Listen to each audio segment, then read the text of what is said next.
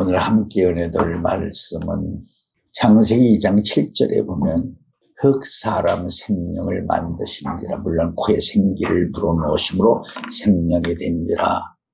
간단하게 한 구절 속에 세 가지 사람의 모습이 들어 있습니다.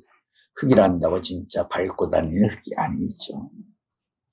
너는 흙이니 흙으로 돌아가라 한 말씀처럼 새 모양이 다 사람을 가리키는 것입니다. 흙 같은 사람, 사람 같은 사람, 생명의 사람. 그렇다면 창세기 2장 7절 속에 들어있는 세 가지 모형의 사람,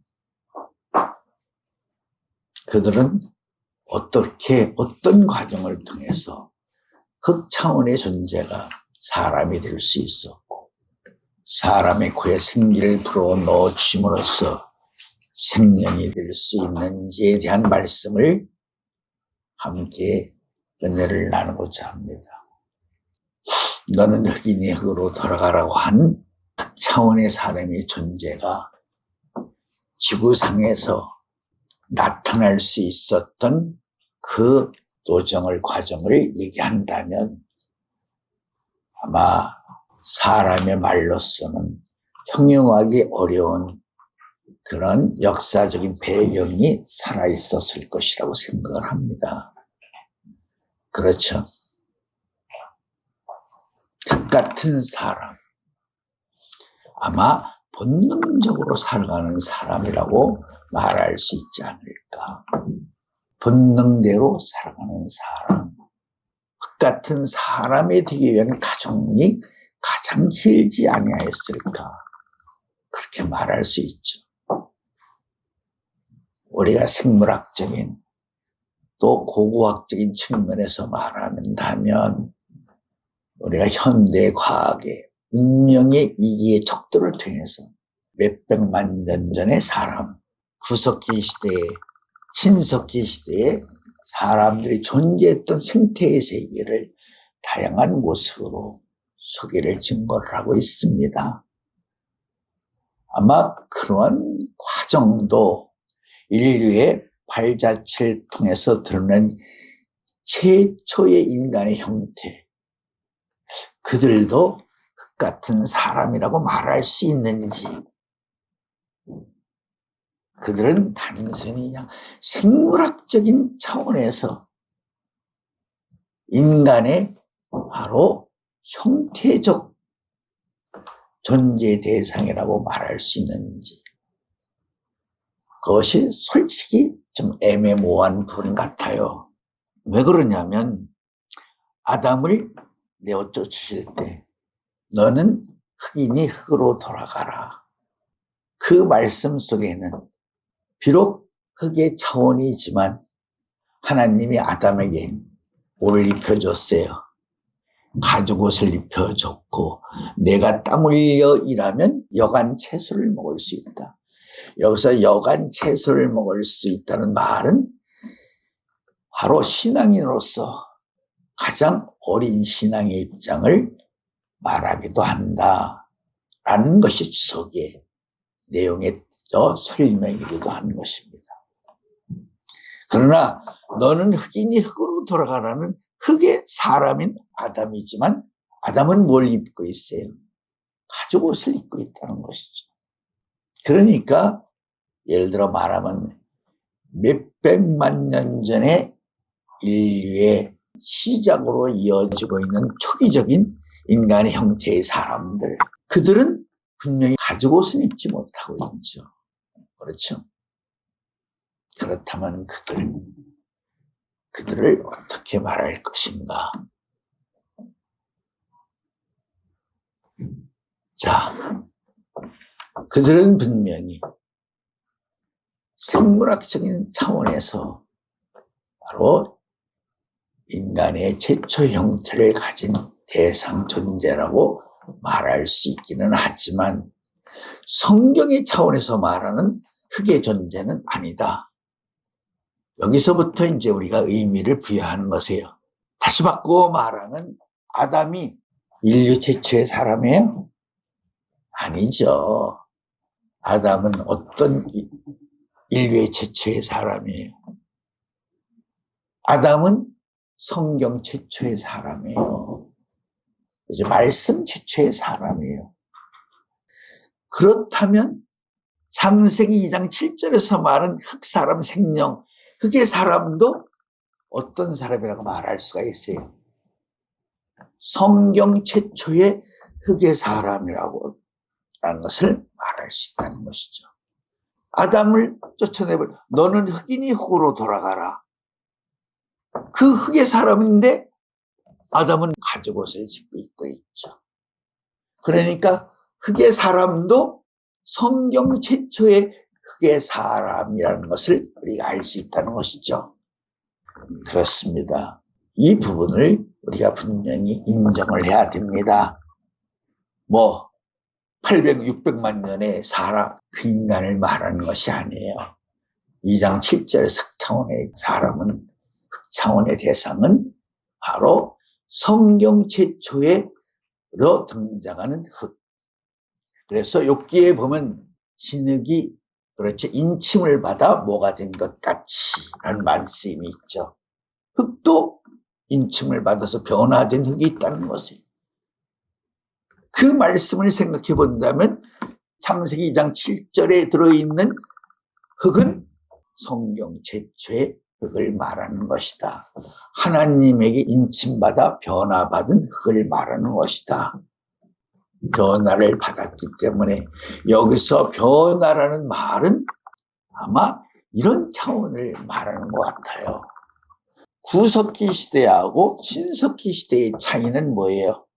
진천에도 진천 장관리에 신석기 시대의 생태가 거기서 수집을 했어요. 드러나가지고 1만 년서부터 1만 2천 년 시대 그 신석기 시대 유물이 발굴이 됐어요. 그리고 신석기 시대에 사람들이 사용했던 곡식, 썩은 벼가 나왔었어요. 벼라고 그러는데 내 눈으로는 벼 같지 않는데 그거 지질학자들이 이렇게 토기에 담아놓은 부분, 썩어 있는 부분이 이것이 벼라고 설명이 붙어 있더라고요.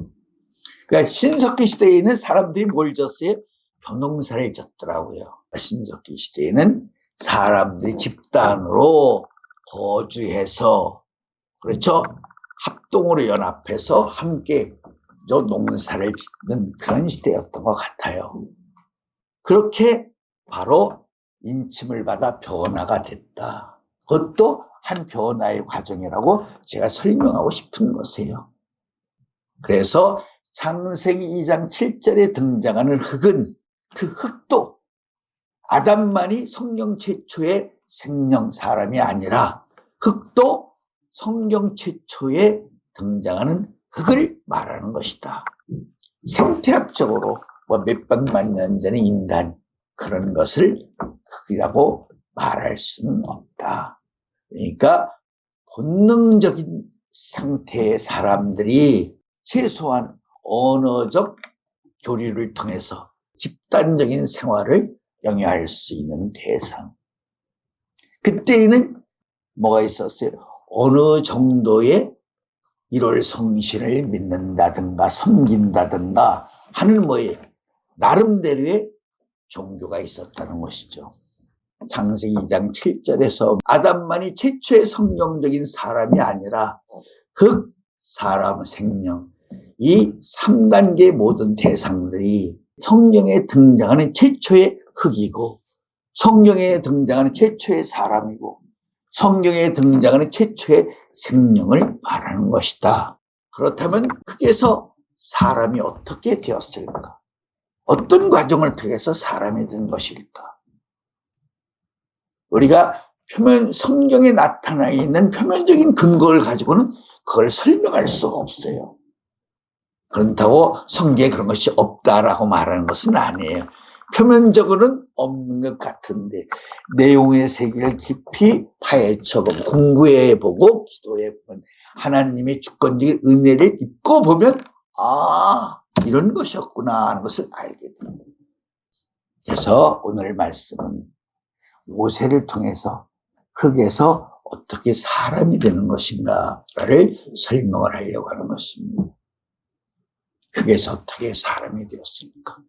에덴 동산에서 쫓겨났죠. 누가? 아담이.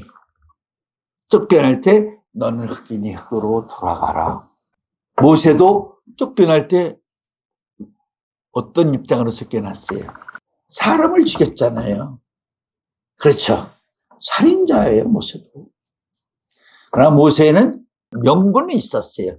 내가 내 민족을 아주 위해하는 이런 악질적인 인간을 내가 그들 앞에서 이를 쳐 죽이면, 그렇죠? 나를, 우리 같은 민족의 사람들이 나를 그래도 애국자로, 지도자로 인정해 주지 아니할까 하는 소망을 가지고 쳐 죽이는 것이죠. 그러나 어쨌든 뭐예요? 바로 그렇게 믿었던 자기 민족의 한 사람이 자기를 고발했어요. 그래서 살인자로 쫓겨났죠. 그러니까 바로 쫓겨난 모세의 모습은 어떤 사람이에요? 적 같은 사람이 됐죠. 다시 말하면, 자, 이드로는 미디안 족속이면서 이드로는 우상을 섬기는 제사장이에요. 그 집에 맏딸, 큰딸하고 모세가 결혼한 거예요. 이제 살인을 했죠. 도망갔죠. 우상 섬기는 제사장의 딸과 결혼했어요. 그러니까 그 상태를 흙 같은 존재라고 말할 수 있지 않을까 설명하는 거예요. 자, 아까 아담을 내어쫓을 때 하나님이 가죽옷을 지어 입혔다고 그랬죠. 그러나 비록 모세도 그렇게 쫓겨는 났지만은 모세에게는 뭐가 있어요? 하나님을 믿는 믿음의 신앙을 가지고 있죠. 모세는. 그죠? 어머니의 영향을 받아서 어릴 때부터 어머니가 철저히 히브리인으로서의 신앙을 가르쳐주고 심어줬잖아요. 비록 흙 같은 존재로 쫓겨났지만 모세는 그런 것을 가지고 있었어요. 그러면 어느 의미에서는 바로 모세는 둘째 아담의 예수님의 그림자인지라 공통점이 있는지는 몰라도 모세도 쫓겨난 자로서, 그렇죠? 하나님을 믿는 믿음의 기초는 분명히 가지고 있었던 존재예요. 그런 그가 이드로의 사위로서 시내산을 중심으로 해서, 그죠? 목동으로서 삶을 연명해 나가고 있었죠. 두 아들을 낳으면서. 그러다가 뭘 만나게 됐죠? 떨기나무의 불꽃을 만나게 됐죠. 그럼으로써 이제 모세가 하나님과 다시 회우를 하는 만남의 인연을 갖게 되죠. 그 부르심을 받고 흙 같은 존재였던 그가 사람이 된 것이죠. 사람으로서 부르심을 받은 것이죠. 왜 그러냐면 잘 생각해 보세요. 시편 49편 12절 20절 두 구절에 보면 존귀함에 처하나 존귀함을 깨닫지 못하는 자는 멸망하는 짐승과 같다. 그러니까 짐승은 존귀함을 깨닫지 못하지만 사람은 뭐예요? 존귀함을 깨닫는 존재죠. 그래서 바로 떨기나무 불꽃을 통해서 모세야 모세야 부르셨던 하나님의 음성을 통해서 모세가 상실했던, 잃어버렸던 존귀함을 다시 회복할 수 있었죠. 그 존귀가 시편 49편 12절 20절 말씀이죠. 그렇죠? 그래서 존귀함을 찾았기 때문에 모세가 뭐가 됐다? 사람으로서의 부르심을 입었다. 그렇죠. 부르심을 입은 그에게 하나님이 세 가지의 신임장을 줬죠. 지팡이가 뱀이 되는 이죠. 가슴에 손을 넣었다 빼내니까 문둥병이 됐다 다시 손을 넣었다 그러니까 깨끗하게 되는 이죠. 세 번째 이적은 모세가 하수의 물을 갖다 부으니까 피가 되는 이죠. 이제 세 가지 신임장을 줬죠. 그래서 세 가지 신임장을 갖고 고국으로 돌아가는 모세의 모습은 분명히 무슨 모습이었었죠? 사람의 모습이었죠. 존귀함을 가지고 있는 사람. 왜? 하나님이 불러주시고 하나님이 그에게 사명을 줬으니까 존귀한 사람이 되었죠. 지금 흙에서 어떻게 사람이 되는 과정을 설명하고 있는 것을. 그래서 모세가 가서 하나님이 주신 이적을 통해서 하나님이 자기 백성을 번영하신 대로 너희를 권고해 주신다. 너희를 사랑해 주신다. 너희와 함께 해 주신다는 그죠? 바로 백성들에게 산 소망을 심어주죠. 처절하게 짓밟히던 이스라엘 백성들에게 우리 하나님이 이제부터 우리를 도와주신대. 그래서 그 모세를 통해서 10가지 기사 이적을 통해서 역사하셨죠. 존귀한 사람이 되니까 하나님이 그래도 존귀한 사람을 통해서 하나님이 함께해 주셔서 하나님의 능력을 나타내 주시더라. 이게 뭐예요? 하나 떨기라고 모세야 모세야. 내가 선 것은 거룩한 신을 벗어라. 모세 이름을 불러주셨잖아요. 사람의 이름. 그렇게 부름을 받은 모세가 점진적으로 신임장을 받고 또 신임장을 가지고 이스라엘 백성들에게 돌아가서 그렇죠. 하나님이 주는 바로 기사이적을 10가지에 의해서 아론과 모세를 통해서 역사하시는 그런 과정이야말로 점진적으로 흙에서 사람이 되었고 사람에서 점점 하나님이 기뻐하시는 성숙한 인격적인 대상의 사람으로 변모해가는 모습을 우리가 보게 된다. 흙도 3일기를 통해서 완전한 흙이 될 수 있는 것이에요. 흙도 3단계의 과정, 사람도 분명히 3단계의 과정을 통해서 성숙한 하나님이 인정하시고 기뻐하셔서 사랑하시는 인격적인 대상이 된다. 생명도 3일길을 걸어야 된다. 3일길을 걸어야 된다는 말은 뭐예요? 3단계의 과정을 거쳐야 된다. 3단계의 과정 수리성을 통해서 완전한 성숙한 하나님이 인정하시는 인침받기 합당한 결과적인 대상이 된다. 그런 의미를 말씀하고 있는 것이죠. 그래서 사람도 그런 과정을 거치고 있고요. 그래서 이스라엘 백성들을 출애굽을 시켰죠. 하나님이 출애굽을 시켜 모세가 인도에 가다가 결과적으로 그렇죠. 시내산에 도착했죠. 시내산에 도착해서 이스라엘 백성들과 하나님과의 뭘 맺었어요? 나는 너희 하나님이 되고 너희는 나의 백성 된다 하는 언약을 맺게 됐죠. 그 언약을 맺고 하나님이 십계명과 율법을 주었지만 이스라엘 백성들이 어떻게 했어요? 패역함으로 말미암아 결과적으로는 출발하기도 전에 이스라엘 백성들이 금송아지 우상을 만들었고 죄를 졌죠. 그래서 모세가 하나님 주신 계명을 깨버렸죠. 근데 여기서 이제 모세가 계명을 받기 전에 뭘 했어요? 40일 금식을 했죠. 물도 떡도 먹지 않냐고. 그래서 받아왔는데 깨버렸죠. 여러분들 알다시피 이 과정 안에서 모세가 그래서 40일 기도를 몇 번 했어요? 3번 했죠. 한 번은 중보의 기도를 했고 2번은 물도 떡도 먹지 않고 40일 금식 기도를 함으로 모세가 얼굴에 광채가 났죠. 근데 이스라엘 백성들이 금송아지 사건만 벌어지지 않아요. 죄를 짓지 않았던 모세가 2번은 할 필요가 없었던 거죠. 금송아지 사건으로 그것을 회복하기 위해서 다시 한번 40일 금식을 하는 것이죠. 모세가 존귀한 사람의 입장에서 생명의 입장으로 변화되는 과정에 있어서 먼저 금식 기도를 했죠. 물도 떡도 먹고 그리고 2번째 중보 기도를 한 것이죠. 제가 이 말씀을 지금 의미 있게 여러분들이 증거를 하는 그 핵심적인 내용이 뭐예요? 사람이 어떻게 생명이 되는 과정을 지금 설명하고 있는 것이에요. 그 과정을 통해서 모세가 뭐예요? 얼굴에 광채가 났어요.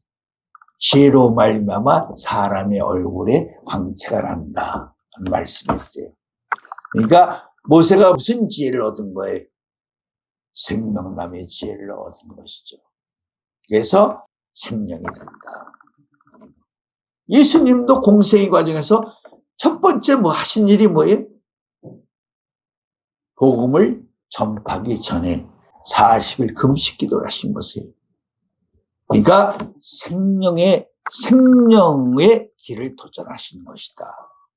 그 말씀의 의도 속에 사람이 생명으로 변화받기 위해서는 40일 금식 기도를 통해서 하나님에게 생명으로서의 인침, 기름 부음을 받아야 된다. 얼굴에 광채가 났다는 것은 하나님과 뭘 했다는 거에 대면을 했다. 출애기 33장에 보면 모세가 그렇게 요구하죠. 선하신 하나님의 영광을 보여주소서. 나를 보고 살 자가 없다. 내가 지나가고 너희 바위 틈에 뒀다가 내 등을 보여주겠다. 그래서 모세는 정면을 못 보고 뒷면만 봤죠. 거기에서 사람에서 생명이 되는 과정이 지금 모세를 통해서 직간접적으로 설명을 해드리고 있는 것이다. 여러분들이 존귀한 사람이 되고 여러분들이 생명이 되려면 여러분들이 이 길을 걷지 않으면 안 되는 것이에요. 그냥 기도해서 되는 것이 아니에요. 그냥 무작정 무대뽀로 기도해서 되고 모아서 되고 그건 뭐예요? 그거는 믿음이 아니에요. 뭐죠? 자기의 신념이에요. 신념.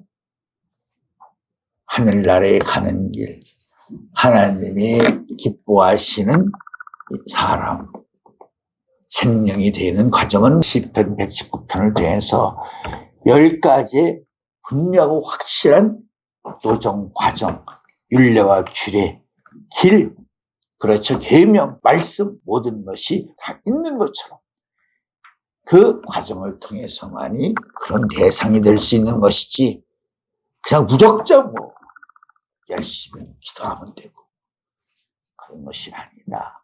흙도 뭐예요? 인침을 받기 전에 흙이 있고 인침 받은 후에 흙이 있고 또 인침을 받은 흙이 어떻게 변화된 흙이 있는 것이에요. 흙도 3일 길 걸어야 돼. 사람도 3일 길을 걸어야 돼. 성령도 3일 길을 걸어야 돼. 그것을 바로 성경적으로 신앙의 3일 길을 말할 때는 첫째, 인자를 중심으로 해서는 중생, 그렇죠? 성화, 영화의 길이라고 말하고 있고, 믿음을 중심으로 해서는 이제 바로 그 3일 길을 믿음의 길, 뜻의 길, 영의 길이라고 말씀하고 있다. 그러니까 믿음의 길도 거듭난다 하는 것도 뭐예요? 한 번에 거듭나는 게 아니에요. 자, 세례 요한이 나는 물로 너에게 세례를 주지만 내 뒤에 오시는 이는 물이 아니라 뭘로? 성령으로 세례를 주신 분이 온다. 그러니까 거듭나는 것도 물로 거듭나는 게 있고 성령으로 거듭나는 게 있고 다음에 말씀으로 거듭나는 길이 있다. 그래서 거듭나는 것도 3단계 과정이 있는 것이에요. 말씀은 뭐야? 아버지의 말씀으로서 안전하게 거듭날 수 있는 것이에요. 사람도 마찬가지예요. 사람도 3일 길을 통해서 안전한 존귀한 사람이 될 수 있는 것이다. 존귀한 사람은 하나님의 뜻이 무엇인지 아는 사람, 그 뜻을 가지고 그 나라와 의를 위해서 기도하는 사람, 또 그 뜻을 알고 영적 예배를 드릴 수 있는 사람도 그런 과정이 있다. 그렇죠. 생명도 마찬가지죠. 아담은 아직 이름을 받지 못한 생명의 존재의 과정에서 타락한 것이에요. 아담은 이름이 아니에요. 이제 사람이라는 뜻이죠. 아직 산자로서 이름을 받지 못했어요. 그러면 아담이 받아야 될 이름을 뭐였었어요? 아담이 장차 받을 수 있었던 이름이 바로 멜기스덱이에요. 근데 그 이름을 받아보지 못하고 아담은 타락하고 말았어요. 그러니까 바로 생명의 세계도 3일 길이 있는데 예수님이 둘째 아담으로 오셔서 첫째 아담이 걷지 못했던 3일 길을 예수님이 이 땅에 오셔서 걸으신 것이다. 이 땅에 오셔서 걸으신 것이에요. 그래서 예수님은 십자가를 지시기 전에 공생의 과정에서 3일 길을 걸으셨고 또 십자가 상에서도 3일 길을 걸으셨고 또 부활의 과정에서도 3일 길을 걸으셔서 무덤에서 3일 동안 계셨잖아요. 그렇죠? 예수님의 이 땅에서 오셔서 둘째 아담으로서 생명으로서의 3일 길을 걸으셨다 하는 점도 우리가 잊지 말아야 됩니다. 자, 우리가 왜 말씀을 골바로 배워야 되는 것인가 하는 이유를 잘 여러분들 깊이 생각해야 돼. 말씀을 모르면 내가 하나님이 기뻐하신 일을 할 수가 없다는 것이죠. 그나라와 의를 위해서 과연 어떤 기도를 할 것인지 알 수가 없죠. 말씀을 모르면. 여자여 나와 무슨 상관이 있나이까. 예수님이 어머니 마리아를 책망했을 때 마리아 예수님의 심정을, 예수님의 비밀을 몰랐다면 하인들에게 저분이 무슨 말씀을 하시든 간에 저분의 말씀대로 행하라, 순종하라, 그런 말씀을 못하죠. 그렇죠? 우리 아들이 미쳤나? 왜 저러지? 방금 전까지도 얼마나 효도했던 아들인데 우리 아들이 갑자기 애미떠러 여자야 무슨 상관, 사람들 많은 데서 나를 이렇게 망신주나? 당연히 그럴 수밖에 없죠. 모르면. 세상적인 아들로 생각했다면. 당연하잖아요. 그러나 마리아는 누구를 알고 있었어요? 비록 자기의 뱃속으로 난 아들이지만 그가 누군지 알았었어요. 하나님의 아들인 것을 알고 믿고 있었기 때문에, 담아두고 있었기 때문에 예수님이 무슨 말씀을 하든 간에 그 말씀을 즉각적으로 이해하고 깨닫는 믿음을 통해서 그런 연출을 할 수 있었다는 것이죠. 마리아가 뭐라고 그랬어요? 예수님의 심정을 알았기 때문에 하인들에게 저번의 말씀대로 6 돌 항아리에 아골에 물을 채워라. 그렇죠. 모르면 할 수 있어요. 마리아가 도와주지 않으면 하인들이 예수님이 설사 그런 말씀을 했다고 해서 무슨 소리야? 물을 채우라래? 저 사람 웃기는 사람 아니야? 아마 그랬을 거예요. 그렇죠. 마리아가 예수님의 말씀을 저 믿고 따라 행함으로써 가나안 혼인자에서 예수님의 공생애의 첫 번째 기사이적을 이룰 수 있는 역사를 이루어드렸다. 우리가 오늘 말씀도 잊지 말아야 되는 것은 흙도 성경에 최초에 등장하는 흙이고 사람도 성경 최초로 등장하는 사람이고 생명도 성경 최초로 등장하는 생명이었다 하는 것이죠. 성경 바깥에서는 이미 흙이 뭐예요? 몇백만 년이 존재하고 있었어요. 그렇죠?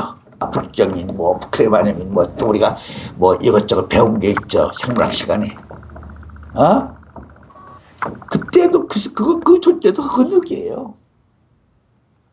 그러나 그들은 뭐예요? 성경에 등장하는 흙은 아니다. 그런 소리예요. 오늘 말씀을 통해서 과연 나는 어느 자리에 머물러 있는 것일까? 흙에 머물러 있는 것일까? 사람에 머물러 있는 것, 사람도 내가 하나님이 내 이름을 불러줄 수 있는 존귀한 사람의 입장에 있는 것일까? 그렇지 않으면 내가 생명의 차원에 있는 존재일까? 생명의 차원에 있으면 뭐예요? 하나님이 이스라엘 백성들에게 모세에게 폐역할 때마다 하나님이 하신 말씀이 있어요. 너희들은 꿈과 계시로 내가 너희들을 상대하지만 나는 모세와 인격적인 대화를 한다. 생명은 하나님과 인격적인 대화를 하는 사람이에요. 자, 여기까지 기도하겠습니다.